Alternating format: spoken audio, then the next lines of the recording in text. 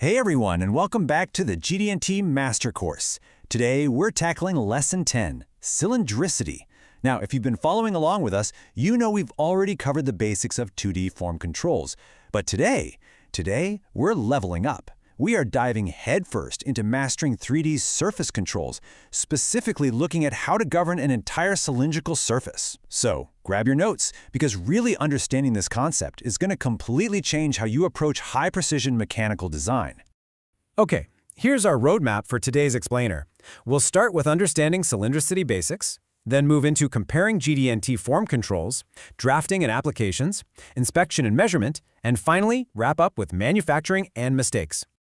All right, let's jump straight into Section 1, Understanding Cylindricity Basics. To really get why this specific tolerance exists, we need to look at a high-stakes, real-world problem. Picture this scenario. You've just manufactured a high-pressure hydraulic piston. You grab your calipers, check the diameter at a few different points, and hey, it's perfectly within the acceptable size limits.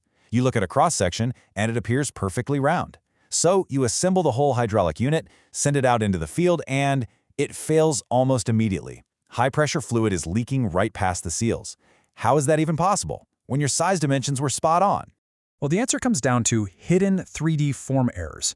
Your piston might measure the exact right diameter at the top and the bottom, but what if it's bowing outward in the middle, kind of like a barrel?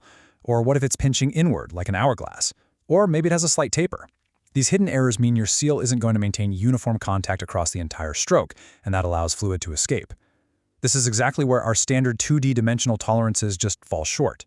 And this is where we introduce our hero, cylindricity. Under the ASME Y14.5-2018 standard, cylindricity is a 3D form control. It dictates that an entire cylindrical surface has to remain between two perfectly coaxial cylinders. Basically, the radial distance between these two imaginary boundary cylinders is your tolerance zone. And here is the absolute most important rule you need to remember. Because it's a form control, it is completely independent of datums. It strictly controls the shape of the surface itself, across its entire length and circumference, all at once. Okay, moving right along to Section 2, comparing GD&T form controls. Let's see how cylindricity differs from the standard controls you might already use. So, a huge trap engineers fall into is confusing circularity with cylindricity. Circularity, which is also called roundness, is strictly a 2D tolerance. Think of it like slicing a loaf of bread. Circularity only checks that one individual slice is round. It stops oblong shapes at that specific cross-section, but it doesn't care at all how that slice aligns with the rest of the loaf. Cylindricity, that's a 3D tolerance. It protects the entire volume. It's like taking infinite circularity checks and stacking them together while also making sure they line up perfectly straight. And you know, the exact same logic applies to straightness. Straightness only checks a single line element along the surface or the central axis of the part. You could literally have a part with perfect straightness along one side, but the thing could still be shaped like an oval. Cylindricity is the ultimate, all-encompassing boundary. It locks down circularity, straightness, and taper all at the exact same time. All right, let's head into Section 3, Drafting and Applications. Now that we've got the theory down, how do we actually put this on a drawing? On your engineering drawing, you're going to use a feature control frame. The symbol for cylindricity is a circle with two tangent lines placed at angles on either side, followed by your tolerance value. And I'm going to say this again because it really is the #1 drafting mistake we see. There are no datum references in a cylindricity feature control frame. You cannot relate a form control back to a datum axis. It stands completely alone. So where does this actually show up in the real world? Well, you're going to see cylindricity strictly enforced on those hydraulic pistons we talked about earlier. You'll also see it on precision bearing journals that need uniform oil film clearance, engine cylinder liners maintaining proper combustion seals, and aerospace actuator shafts. Notice the pattern here? These are all applications that require incredibly tight, precise sliding fits, where the shape of the entire surface is absolutely critical. Now, if an engineer just measures a bore with standard digital calipers, they are relying on size measurements that completely miss 3D form errors. Sure, the calipers might read perfectly within the tolerance, but they're only checking 2 points across a single cross-section. They are totally blind to any barrel, hourglass, or straightness issues happening down the length of that bore. Which brings us nicely to Section 4, Inspection and Measurement. If calipers don't work, how do we actually verify this in the lab? Because we're dealing with a 3D tolerance zone, you've got to rely on digital metrology.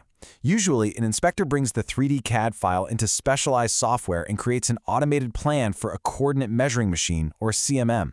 The CNM probe, or a precision digital scanner, sweeps across the entire length and circumference of the part, grabbing thousands of data points. The software then compares this massive point cloud to make sure every single spot falls within those two perfect coaxial cylinder boundaries. Once it has the data, the software does the heavy lifting. It uses complex math, things like Gaussian filtering and least squares algorithms, to calculate the exact form deviation. It averages out minor surface noise and dirt to figure out if the true underlying geometry is actually structurally sound.